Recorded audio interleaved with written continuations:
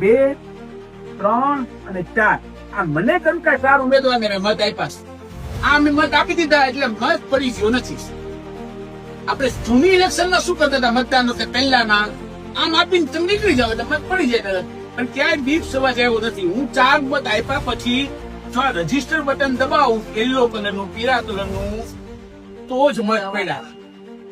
તો હવે 4 મત અલગ અલગ જગ્યાએ મને પસંદ હતા એ વ્યક્તિને 4 મત મેં આપ્યા એ 4 મત આપી દીધા.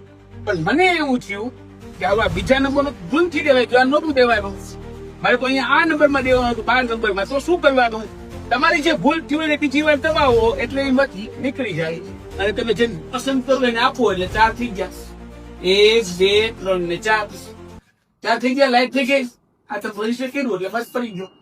કેટલા વર્ષો આઝાદી પછી પહેલી વાર નગરપાલિકાનું ઇલેક્શન થાય છે એટલે નગરપાલિકાનો રૂલ્સ એવું હોય કે એમાં 4 મત તમારે આપણા તમે જે વોર્ડમાં હોય એ વોર્ડ ની અંદર માનો કે 7 ઉમેદવાર ઉભા છે 8 ઉભા છે 12 ઉભા પણ તમે વધુમાં કેટલા મત આપી શકો 4.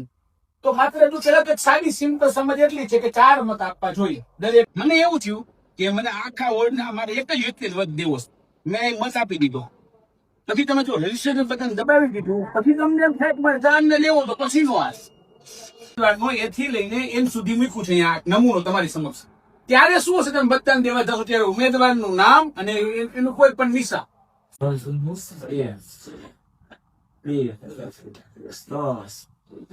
હવે શું કરશો?